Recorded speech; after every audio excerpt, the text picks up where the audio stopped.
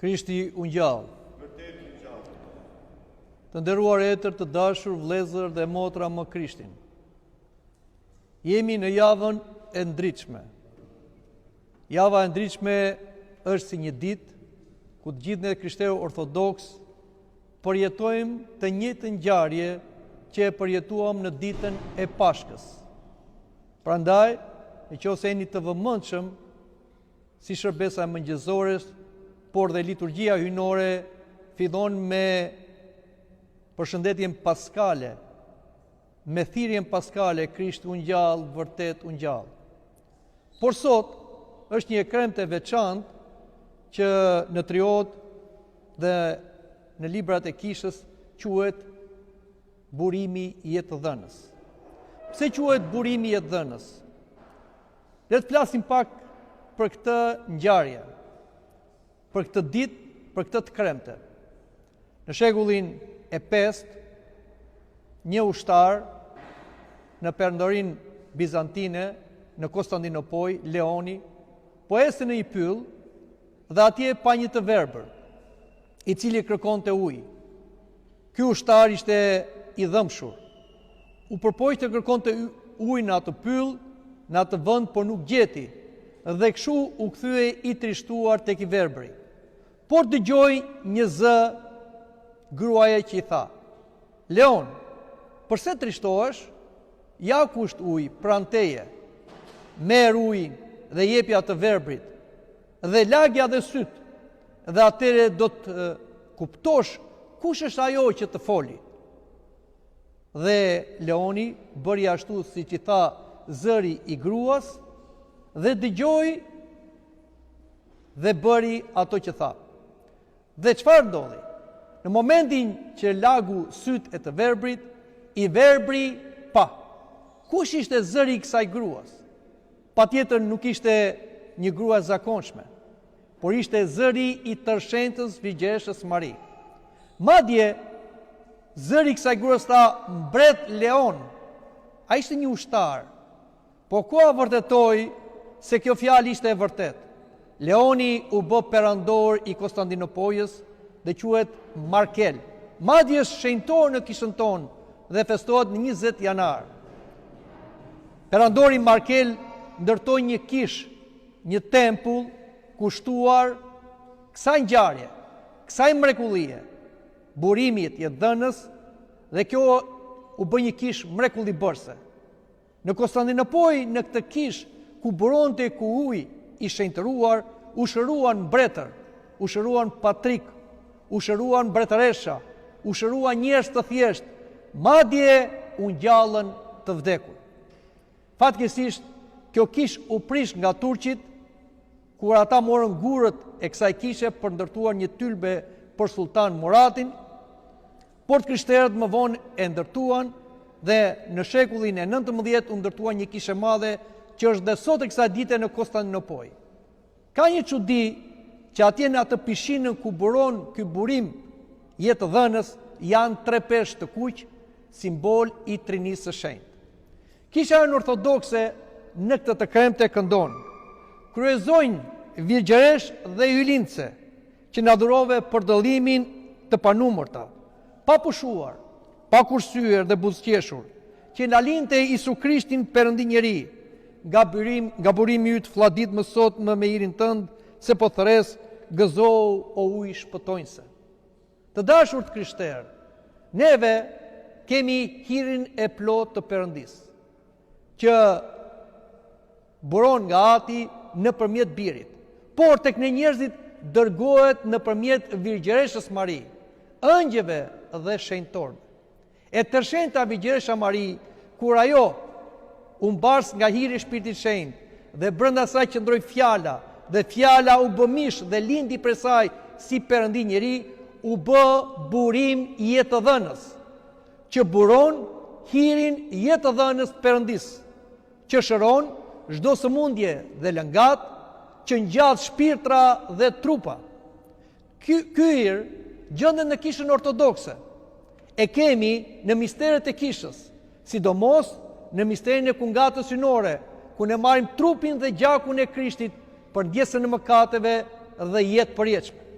E kemi në shërbesën e ujit bekuar, në ajazmon e vogël që e bërim çdo fillim muaj, po dhe në ajazmon e madhe në datën 6 janar, ku ne nëpërmjet ujit marrim hirin e Shpirtit të Shenjtë.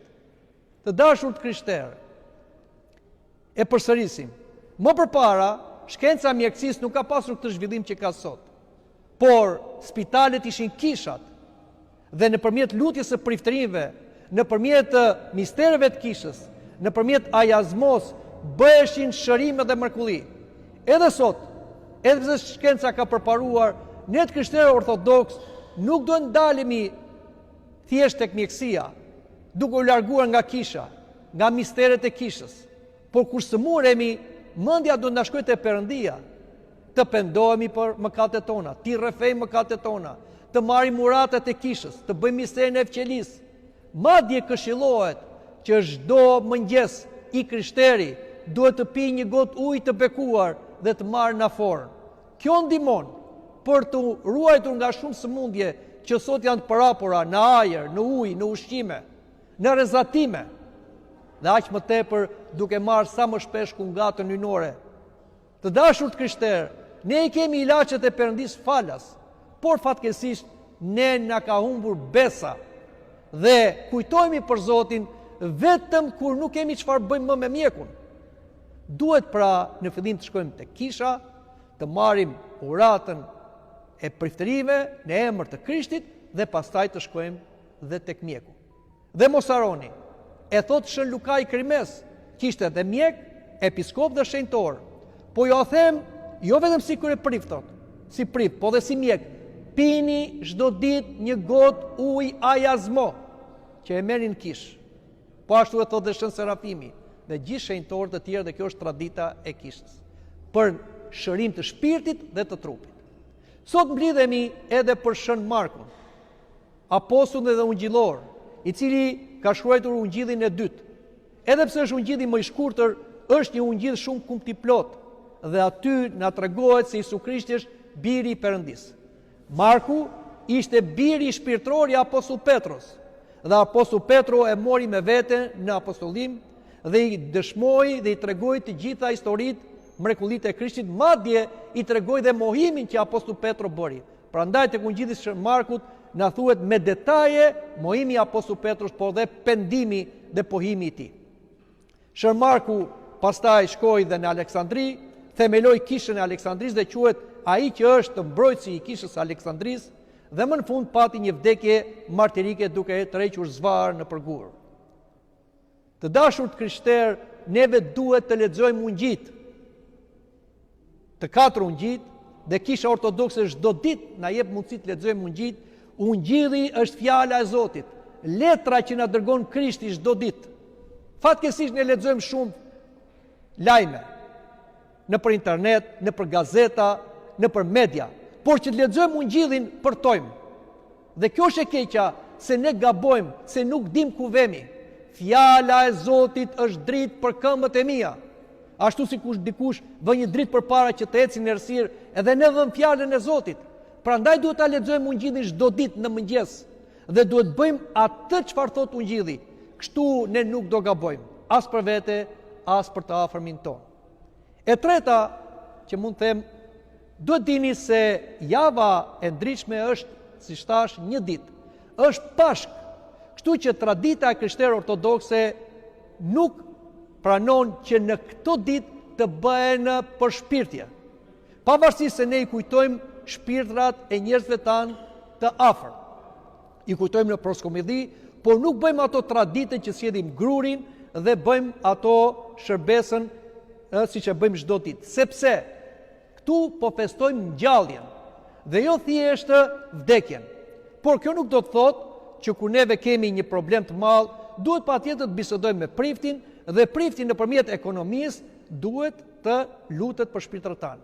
I themi të gjitha këto se duhet ta rikthejmë dhe ta formojmë traditën tonë të krishterë ortodokse. Duhet të ecim me ritmin e kishës, dhe jo thjesht me ato çfarë neve dim. Dhe kisha na thotë që gjatë kohës së javës së ndritshme nuk bëhen shërbesa për shpirtje për shpirtat të fjeturve. Por këto kalojnë, mbas të diles së dhomajt ose dhe mbas grave miraprurse. Por, ta keni tradit, gjithmonë, sa herë që vini këtu në Kish, të keni 2 lista, një me emrat e të gjallëve dhe një me emrat e të fjeturve, dhe t'i çoni atje tek proskomidhia ku prifti i kujton kur bën blatën e shenjtë. Nuk ka kujtim më të madh se ai që bën prifti në blatën e shenjtë, ku merr ato meridhet, ku merr ato margaritarët nga qingji dhe jedh në potir, dhe aty kujtohen të gjallë dhe të fjetur, bashkë me ëngjëjt, kryëngjëjt, shenjtor dhe ylincën. Dhe ata që kujtohen të Zoti, ata janë gjithmonë të gjallë. Kështu pra, të dashur të krishterë, le të ecim me frymën e ngjalljes, të përshëndesim njëri tjetrin, Krishti u ngjall, të besojmë në ngjalljen e të vdekurve, që do ndodhi në ardhen e dytë të Krishtit, dhe kjo është shpresa jonë. Presim ngjalljen e të vdekurve dhe jetën e ardhshme ta mshuar. Amin.